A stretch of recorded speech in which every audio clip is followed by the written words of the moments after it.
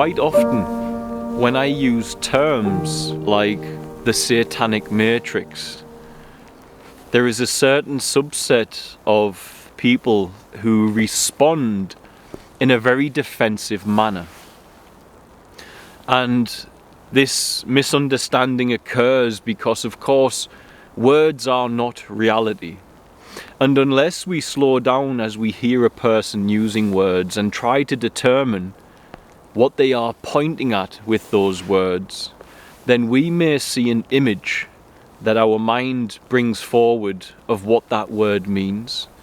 And therefore we get tangled in the mind and we do not fully hear or interpret what the word is pointing at. This is a human problem. If I sit here and I say this is a forest, if you look at this and you see the word forest, you can stop an energetic exchange where you develop a relationship and insight and a connection to this environment. For the mind has, in a sense, in an arrogance, organized it and said, I know what this is, it is a forest, and that is it. And when you see the word, you lose track of seeing reality. And this is all part of awakening from the Matrix, as we call it. And when I use the term Satanic Matrix and people respond defensively, it is, I feel, because they are holding a perception of freedom that is in itself a deception. Now, I say this as the man sitting here, that when I passed through my awakening, one of the toughest things to untangle, and probably still carries residue in who I am, was the perceptions of freedom that I had been given inside the system as a younger man. The image, the false story of freedom that I was given, that I had, was extremely difficult to release. And the issue with this false image of freedom is that the pursuit of this false image of freedom that many of us hold can actually be used to place you, and is used to place us in bondage to the world, and in bondage to Satan, and in bondage to the fallen ones, or the Satanic Matrix. You see, if you sit here and the image of freedom you hold in your mind is the one given to you by the Satanic Matrix, then, as I mentioned recently in my video about Andrew Tate, you have an image that freedom, in this sense, is a freedom to pursue and fulfill your every worldly desire. If you hold that image of freedom inside this world, and you do not have that, you have not attained that, then when someone says Satanic Matrix, you may believe that that person is pointing at you being enslaved to it, even if you are working a very noble and honorable position inside the role of the human story. If you are working as a school teacher, or a builder, or a bus driver, or a charity founder, all are in their own way their own noble pursuit. They have value in the human story, they have value in the world.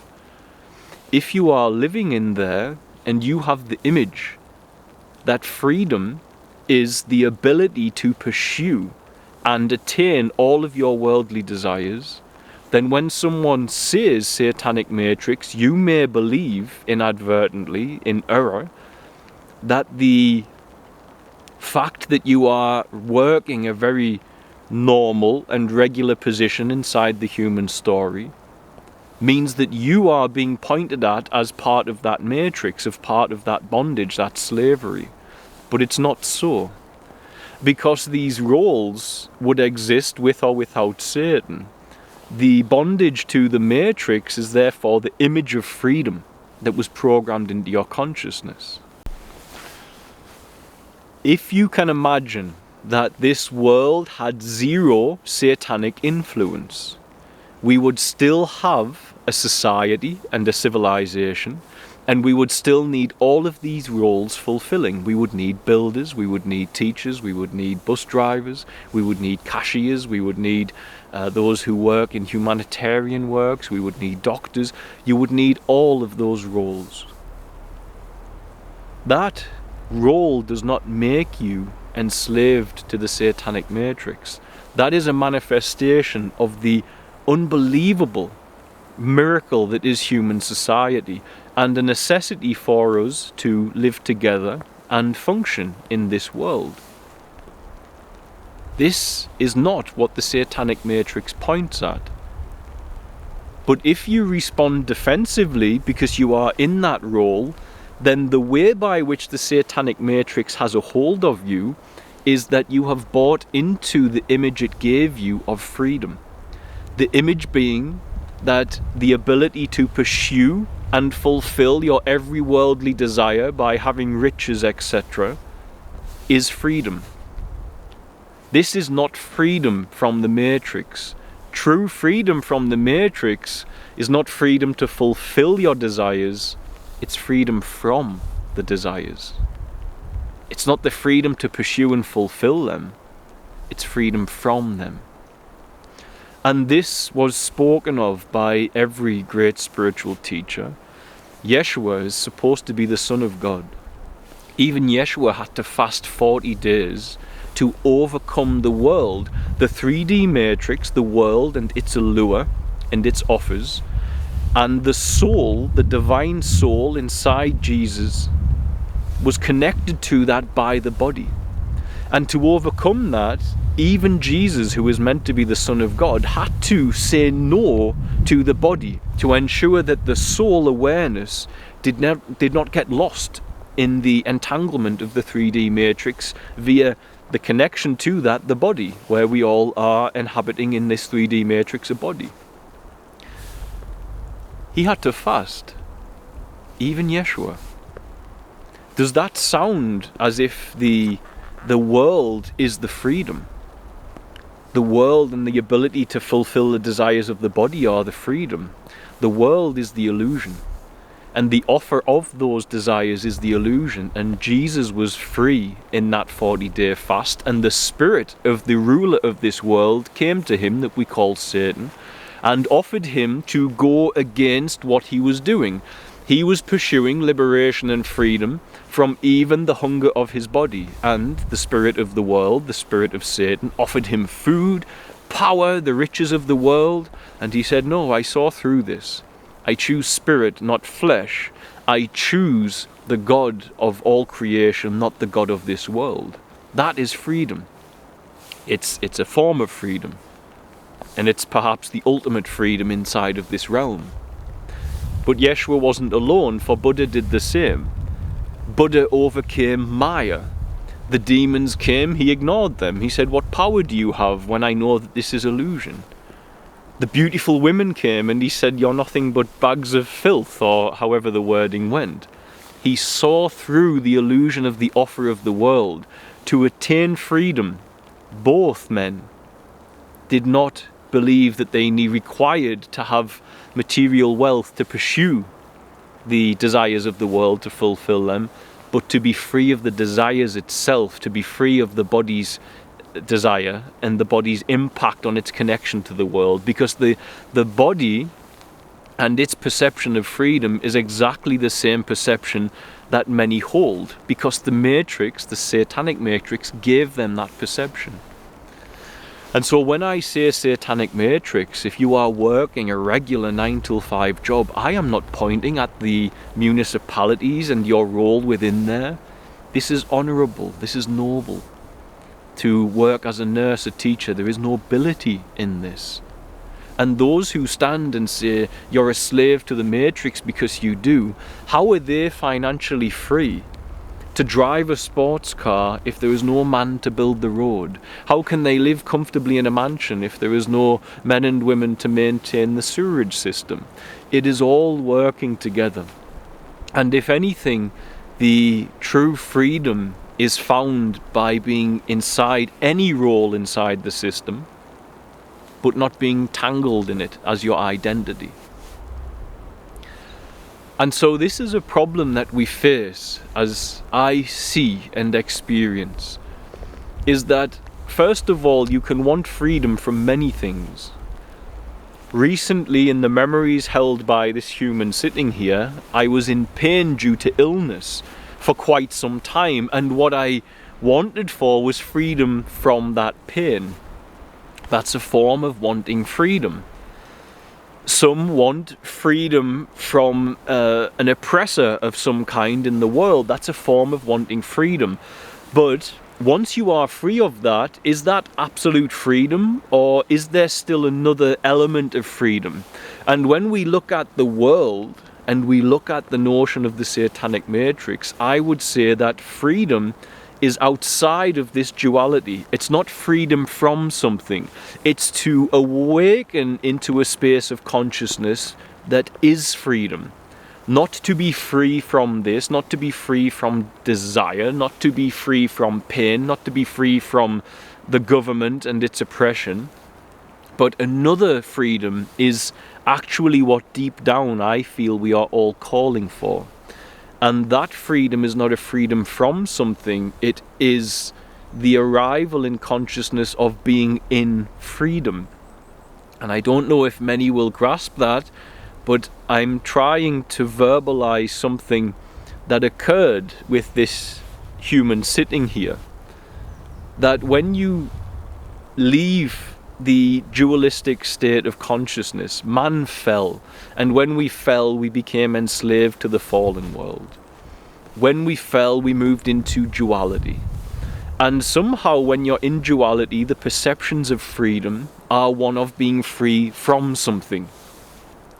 But when you manage to perceive the world without a dualistic consciousness, through the loving heart of God, through the loving eyes of God, there it feels like you move into the embodiment of freedom. And it's not a freedom from anything, it's a sustained state of frequency that feels completely different to being free from something. For as I became free from pain, I still needed to become free from something else. And therefore, to move rather into the space of consciousness that is freedom, I would say that is true awakening from the Matrix. That is true elevation above the Matrix and its games, and above the satanic pull and its games. And it's tough to point at, but I will say this, that there was a time where I also, in my memories, did a 40-day water fast, and I understand why Yeshua did it. I understand it. Because somehow, all of a sudden, all of the shadows within me that would seek in the world to fulfill the void of those shadows, which resulted in having immense desires for certain things in the world, and a set of images in my mind of what freedom should be. For instance, it should be to be free is to have financial freedom, to pursue all my desires. Somehow, in among that fast, something in consciousness happened that wiped out all of that. And I was left in a space where it seemed as if truth had awoken. Truth had revealed itself, and that truth was the presence of, I believe, what we point at with the term Christic. It had awoken. And in that state, I was sustained in a sense of freedom, not as an experience, but as if elevated, whereby all of a sudden the world and everything that it had once offered became meaningless. And I no longer had these images in my mind that were restricting me. I no longer had these fears that were restricting me. And I no longer had these immense physical desires controlling me that were restricting me. Excuse me. And rather, I had moved into a space of consciousness whereby I understood when Yeshua says you must overcome the world, and that you must live by spirit and not flesh, that in that space the truth was not this world. For all I am in this world and I'm a human inside of it, there was a space whereby you've said no to the world and its impulses, even hunger. And yes, you're very thin and you're weak. However, all of a sudden you recognize that you are more whole, full and content as a human than you have ever been. And there I recognize that the world is not the truth, that the truth is indeed the spirit. And I feel what happens is the awareness falls all the way back through the body and its impulses and the mind and its thoughts and its ideas and its fears, and reaches the pure essence of your soul, which is the truth. Now, if we are looking at the term Satanic Matrix, the whole notion of that is that humans are ensnared by that. The problem we face is that many rebel against the structures, as if the structures are somehow that which hold them in place. But if you look at it either in one way or the other, humanity built those structures. Now, if humanity was coerced by the fallen ones, by Satan, to build them, or if humanity built them based on their own fallen nature, it was still the psychology and the spiritual workings and energetic workings internally of mankind that built them. We are the ones who gave way for all of the war, all of the fear-based narratives, all of this horridness that we see around us. We built that. And you can say it was human nature, by our mere shadow, our fallen nature, or we were coerced by a higher dimensional force, a demonic realm that was influencing us to do this. No matter what, the responsibility lay on the human, because somewhere inside of us we allowed for that. Somewhere inside of us, something in us allows us to be coerced, or somewhere inside of us, something in us built it.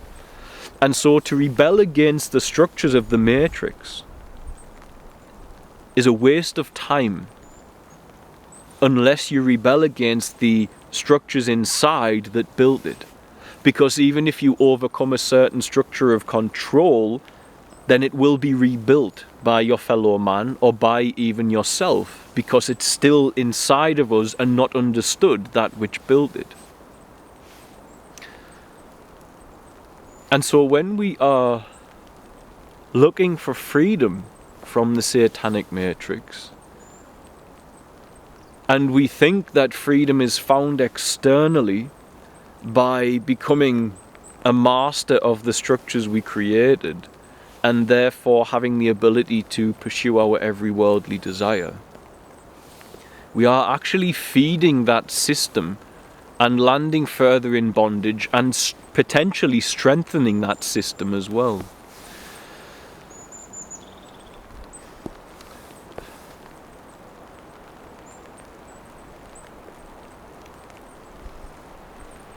The God of this world, the ruler of this world, is said to be the fallen ones, Satan.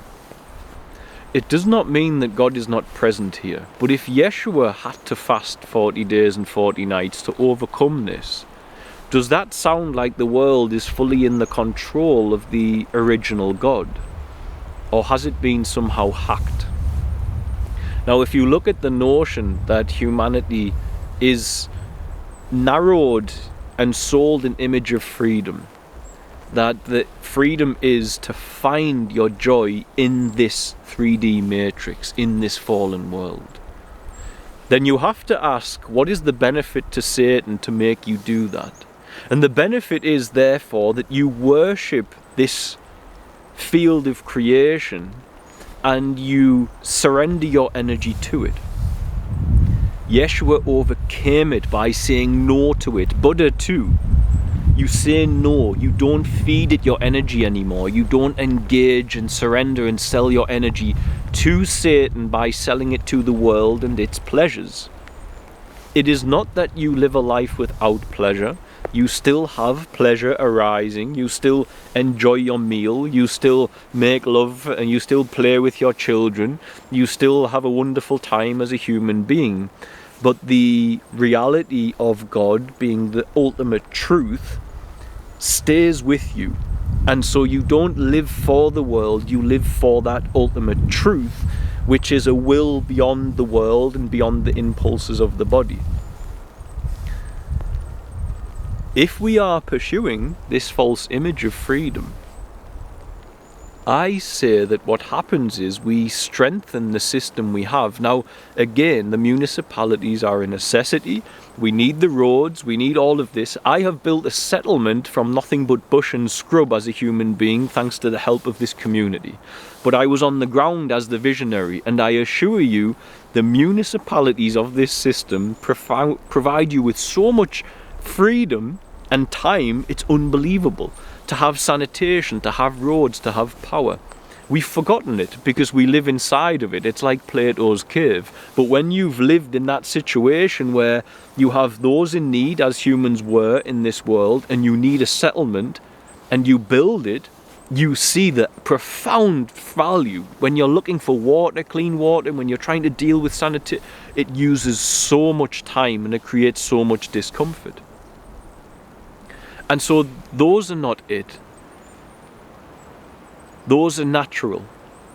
But the focus of our consciousness to find freedom, which we are all yearning for externally, seems to drive the industrial complex in the direction that it's going to some degree.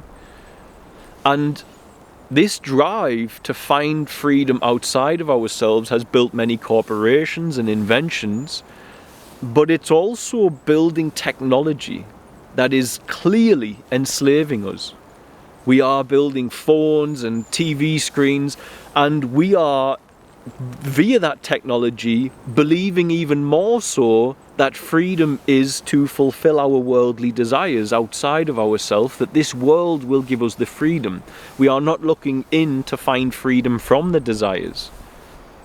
And it would seem that even that false image of freedom is actually a driving force for the expansion of that element of consciousness inside the system.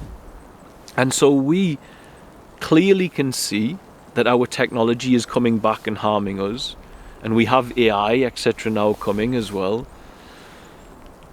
And I would say that the Satanic Matrix's ultimate goal is to get humanity to worship it.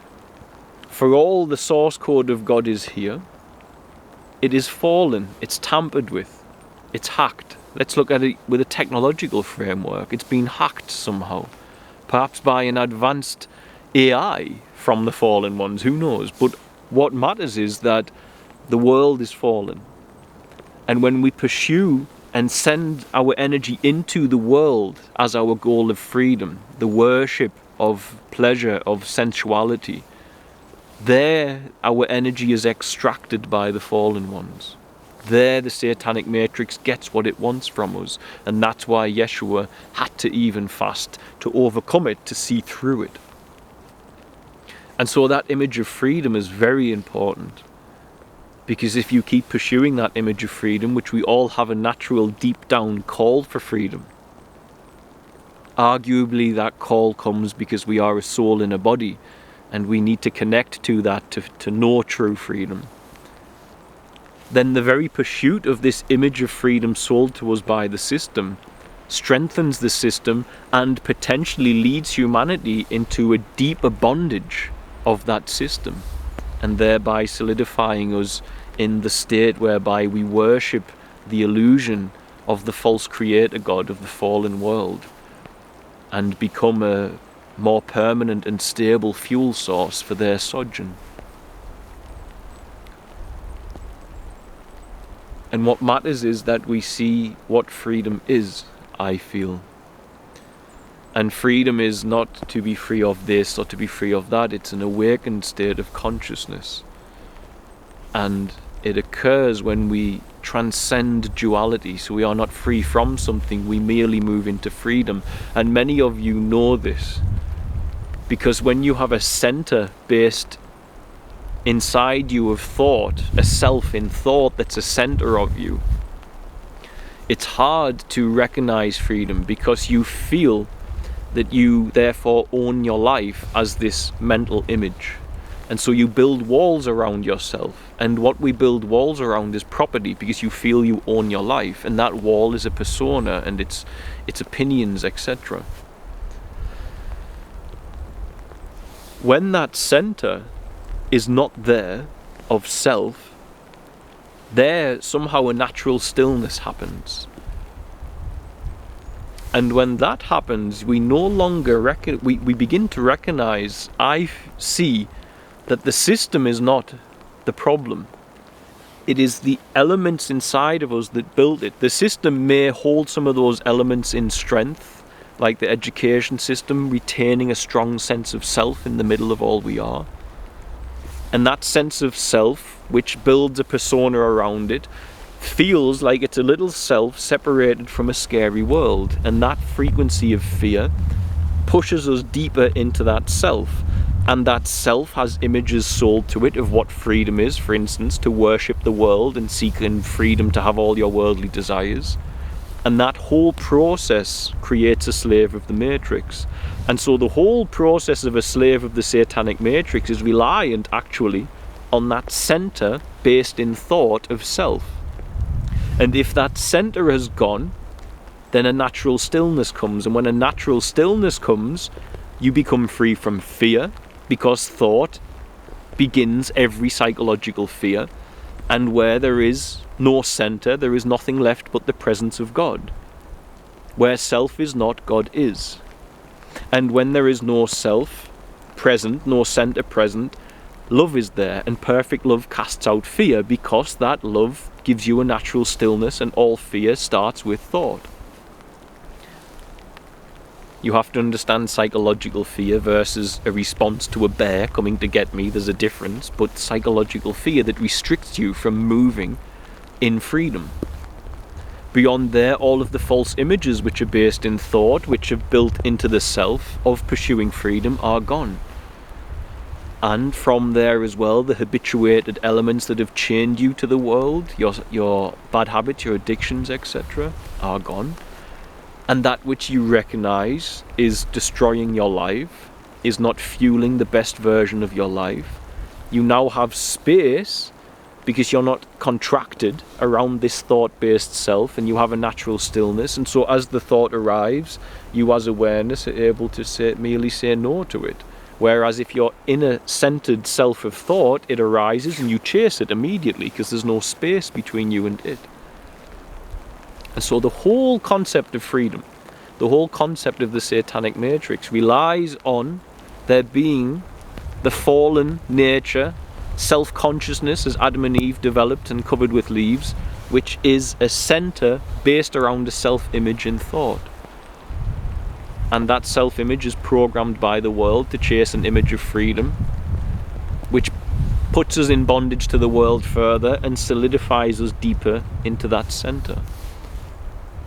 And so real freedom from the Matrix is not to overcome the structures, it's to overcome that center that is based as a self-image in thought. And there we awaken, when we have no center, into the freedom.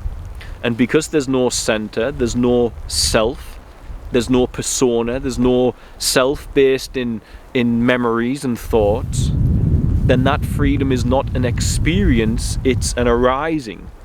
For when you make it an experience, you'll start to build a centered self again. And what you need to become is a vessel that the light of God and the presence of God is the driving force of its actions to some degree, or to the maximum degree you can. And it's possible. But if you therefore then serve God and go into freedom, and you say, I have had that experience, you begin creating a centered structure in thought again. So you must resist the temptation to grab it and make it into an image based in your memories of an experience. And therefore freedom is outside of the realm of experience, for freedom is outside of the realm of having a center based in thought, which is to be free. And the Matrix is pounding you with education to make that self. But you are not your thoughts. And when you can overcome the technology of the body that makes you believe you are, there the supernatural power and the Spirit of God will be with you. The frequency of God will be able to flow through you potently inside this fallen, hacked source code, and the true source code can manifest, and you will have power over the fallen ones here. As Yeshua said, the ability to cast out demons, the ability potentially to heal, which I've witnessed and seen, because they are coming through. The energy of the true Spirit is coming into this fallen matrix and manifesting.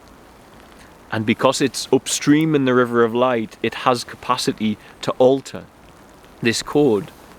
But if you move in the frequency of a little self in the center of you, then you don't have that capacity.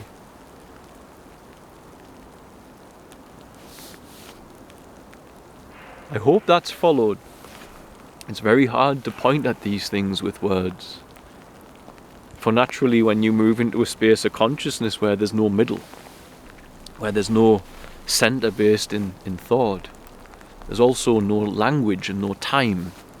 And my language is linear and pulls time in, so I'm trying to point you at a space of freedom which you will try to attain with that thought-based character, but it's when that thought-based character is not that awakens and arises. And therefore we must be cautious of the image of freedom we pursue. But deep down, if you are going to believe that in the simplicity, to come back to that dualistic notion of freedom, that you are pursuing freedom by having the ability to fulfill your every worldly desire, this is a fool's game to be in bondage to the world.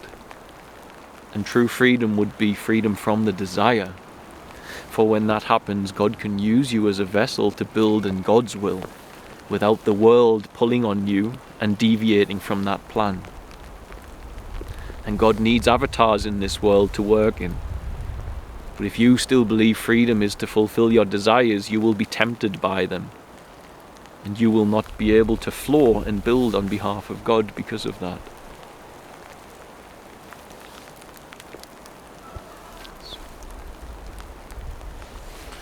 This is why the Bible says the highest form of religion is to serve the widows and the orphans and be unblemished and unattached to this world.